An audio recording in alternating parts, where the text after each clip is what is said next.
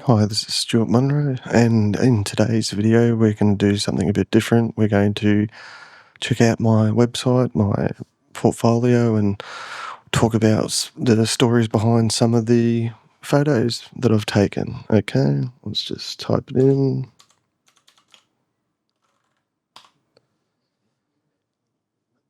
As you can see, it's a simple website. I used Squarespace, one of their templates, and it loads quick, and yeah, I'm happy with how it looks. Okay, the first photo here.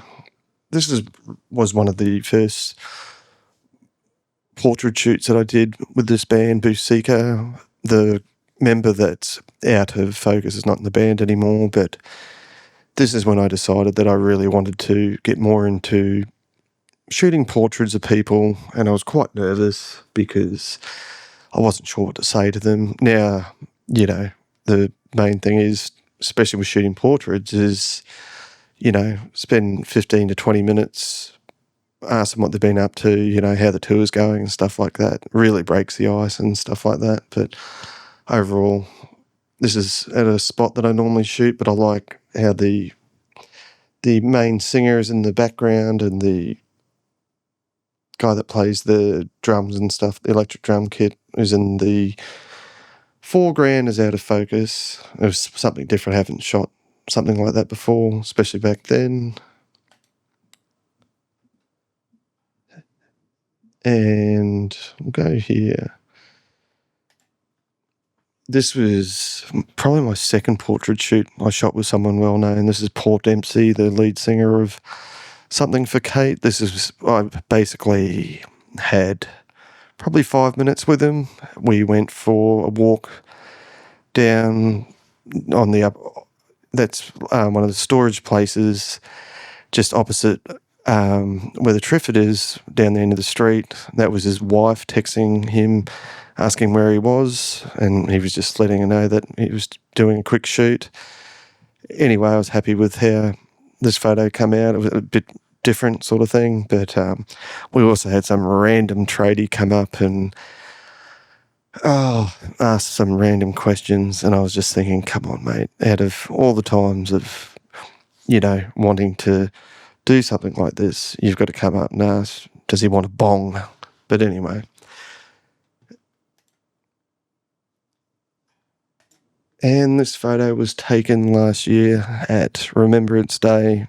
He's one of I think he was in he was a Vietnam vet, and he didn't turn up this year when I was there, but I was really happy with how this portrait came out. I like the way he's staring into the lens and got his medals on the right-hand side and stuff like that, and the way Anzac Square sort of just melts into the background with the greens and the blues and stuff like that. But yeah, he was really nice to talk to. Okay, what do we got next? This is Carol. We met her at TAFE. She only did half the course, but she's been doing modelling and appearing in music videos and stuff like that for the church. And who else? Oh, the band Vast as well, that I'm really into. We did this shoot at Farley Ward's personal studio. I think we ended up using 6 lights on one of the setups and stuff like that. But yeah, she was really good at posing, and I was really happy how this came out. I shot this on my Sigma 105 1.4 lens, and yeah, looks good. Okay, we'll go back again. And this is Paul. Paul is a very interesting character. I will do a separate video on his photos, but I see him walking around the valley all the time, combing his hair, talking to people and stuff like that. Anyway, Alex Mancher, who I shoot photos and film all the time. I'll show you the photo that I took of him just before old Paul turned up, and I was telling Alex about him, how he's a bit of a character. Anyway, he stopped by, started talking to us, and I said to him, you know, is there any way I could shoot your portrait? And he was, loved the idea. And while I was shooting his portrait, I just shot a sequence of him combing his hair as well, and his beautiful mullet that he's got. Yeah, it came out really well. So, yeah, you never know what you're going to get, especially when you go to shoot some photos of a guy putting some signs up, and then this character comes along. So, yeah, I was very happy with how that stuff came out. Okay, here we have Paul Kelly. I'll do a separate video on his shoot as well, but basically Farley Ward and I were shooting a lot of the Indigenous artists for Big Sound, and we're shooting portraits. But anyway, we got asked to come up to the Judith Wright Centre, and a couple of people there were doing speeches and stuff like that. And out of nowhere, Paul Kelly's just walked out and played a couple of songs. And I said to Farley, I'm going to try and hit him up and see if I could do a portrait shoot of him. And he had his manager with him, and I waited for the manager. The manager said, do you want a drink, to him? And I waited for her to walk off, and I walked straight up to him and introduced myself and said what I was, covering Big Sound and stuff for. And he was great, and he said, do you want to go somewhere and do the shoot? And I said, no, we'll just shoot it right here. And I think I pumped out about 30 or 40 photos of him, and in portrait and landscape mode. They come out really well, and he was really nice. And I really enjoy, shooting a lot of the old Australian, pub rock style singers, even though he's on another level to that. But yeah, it was a really good experience, and I got out of there before the manager turned up. So we got, this is Alex Mancher, who does sign writing and stuff for a living.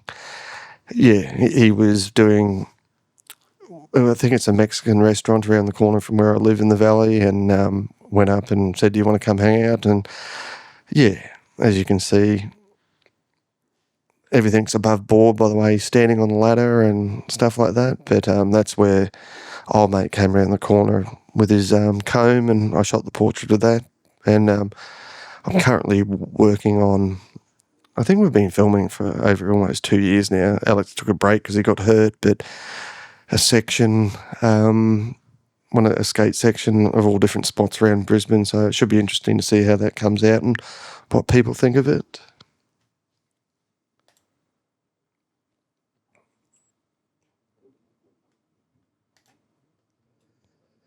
And this is Luke Henry.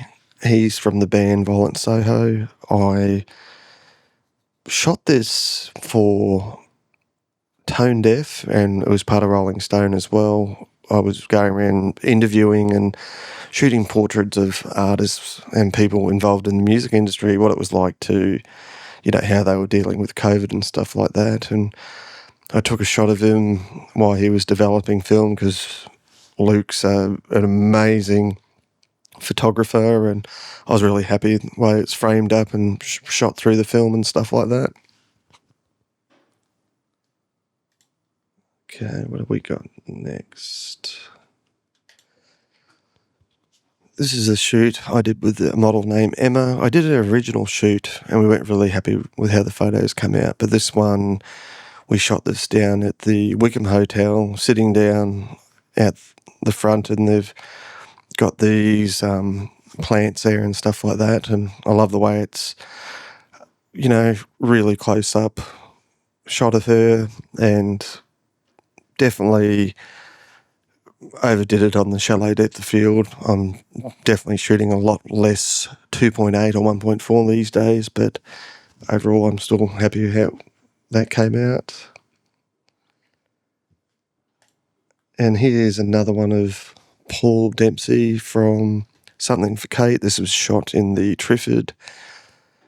And yeah, I shot some full-length body shots of him as well, but I just like the way just leaning up against the crate that they've got there, and container, and yeah, I'm really happy with this photo as well.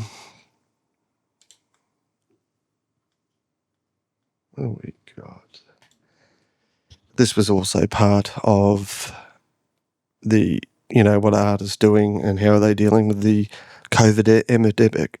Well, there's nothing to, whether you can't play live gigs and stuff like that, but he was producing music, and I think at the same time he was doing deep fake music videos and stuff like that. But I was happy with how this photo came out, and his interview was really good as well. This is a random photo I took of Stella Carter. I think this is the second or third shoot I did with her. This is the old car park that was next to Chinatown. A lot of people used to go there and drink before they'd go out in the valley and stuff like that. But I haven't, shot with Stella for a long time. I think she took a break from modelling, but every photo I took of her always come out good. She's just, knows how to pose, naturally good looking and really good at, having a photo taken.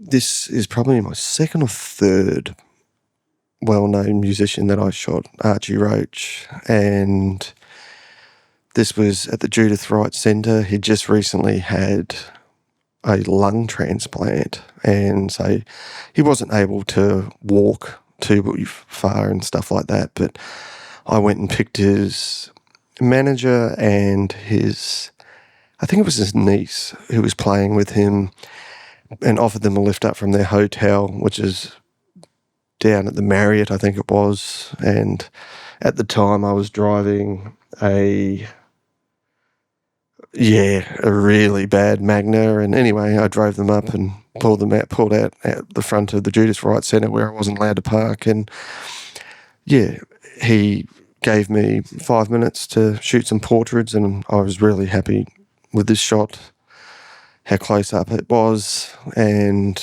just something a bit different, sort of trying to discover my own style with, copying some other photographers that I was really into and stuff like that. And unfortunately, he ended up passing away, I think about 4 years after this photo was taken, but I got to see him play live a few times, and he was really good live, and even having the lung transplant, he was still able to sing fine and stuff like that. So it was, a really good opportunity to shoot one of Australia's famous Indigenous artists. There's another one. Okay, this was taken at Good Things, the music festival that's at the Echo, and this is Taking Back Sunday. They were really good. Alex helped me, get the guys all together. I like the way the guy on the right's looking, looking away from the photo, and the rest of the guys are, I don't know. It's just a different look. I love how they've got their smoker jackets on, where the rest of them,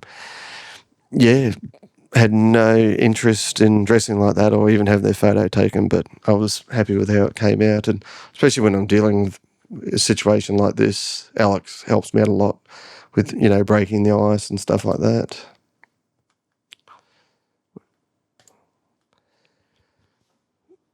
This is Jaguar Jones. I shot her just before, I think this was at the Tivoli, and I had about 5 minutes with her, but she's got all her poses down and stuff like this. And I think this was one of the last concerts we went to before the COVID lockdown happened, but I just used a Godox Flash facing up to the roof and firing back, and the old chair and what she's wearing and her pose come out really well.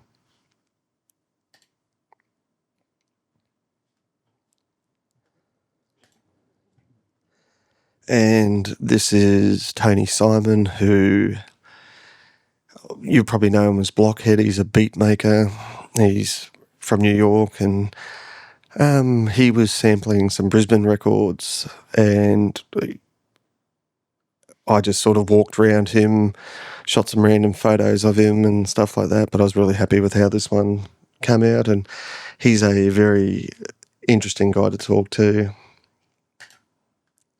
And this is David, who's the lead singer of the Hoodoo Gurus, he was the first sort of musician, sort of well-known musician that I got the opportunity to shoot the portraits with, and I was happy with how the photos come out. He was here for Big Sound. I think he was doing a speech or a seminar on copyright, if I think it's right. Anyway, he's got some good poses, and I do like the band The Hoodoo Gurus. So anyway, I was very lucky to shoot someone like that.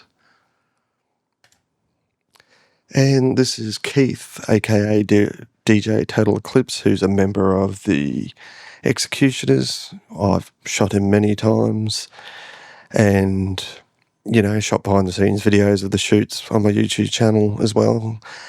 And yeah, I know him so well. He's a good mate of mine now, and we do shoots all the time. I think he's been touring a fair bit, and he's got I know he went to America again recently. Anyway, he's just always looks good in his photos. He's got his style down pat. He knows what he wants to wear and stuff like that, and really happy with how this shoot came out as well. That's another shot of Tony Simon. He was, once again sampling some Brisbane records for some beats for his new record that he was working on. And here he is checking out one of the records.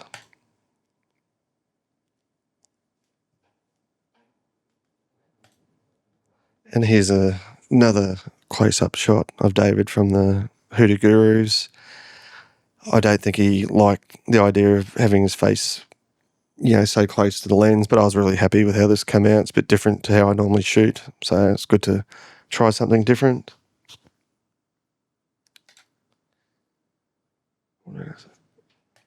And this is Chino, who's the lead singer of the Deftones. I was actually quite surprised.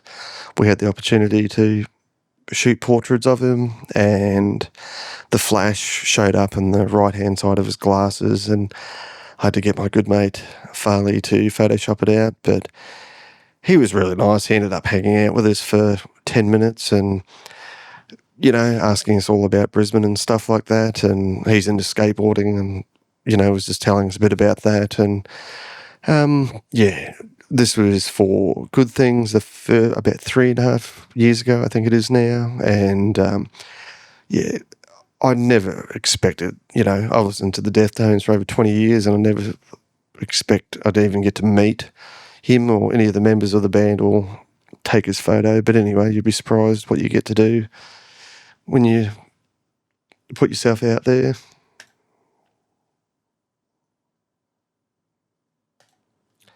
Okay, this is John. He was here for the Big Sound Music Festival conference, and he runs a live venue in California, and it was, I think Nirvana played there, did one of their first shows there, and it's still going to this day, but he'd spent the night before up the RBH hospital because he had a bug in his eye, and they said it could have made him blind, but anyway, he turned up, and he was a really nice guy, ended up, easy to shoot, and got some really good photos of him, took some photos of his tattoos as well, and I'm still in contact with him to this day, and I still put his photos up now and then on Instagram. There's another one we can look at.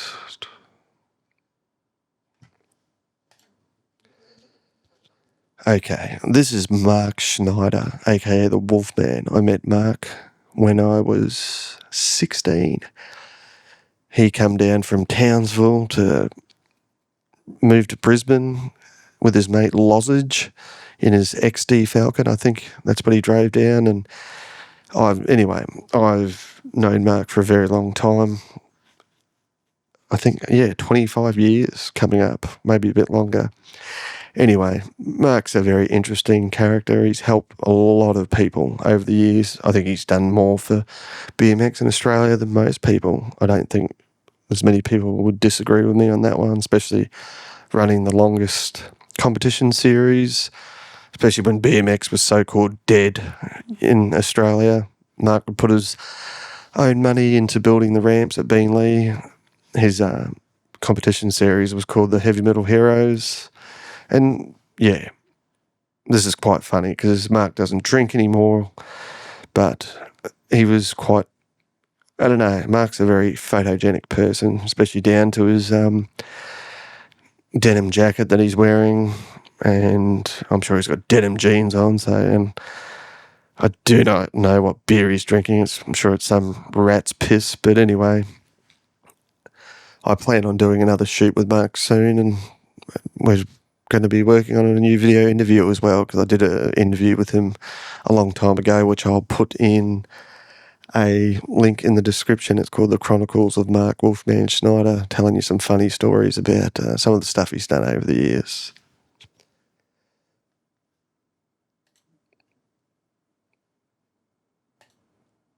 And this is Simon O'Brien. This was taken, how long ago was this? Probably 7 years ago. This is when I first started getting into portrait photography, and he wasn't very confident about having his photo taken for some reason, but I was just happy to shoot someone different because I think Simon looks good on camera and stuff like this. This was taken up around, I think it's where the Ekka is. It's got these nice old brick buildings, brick backgrounds, even though I should have maybe take a couple of steps forward. But as I said, I was still learning at the time. But overall, I'm happy with how it came out, and I do have a very good relationship with Simon to this day as well. I met him when I was 16.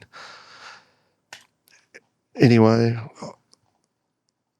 I will do part 2 of this and talk about my tear sheet as well, some of the magazines I've been published in and other stuff like that. Anyway, if you want to check out my website, it's www.stewartmunro.com.au, and yeah, hopefully you enjoyed the video. Thanks.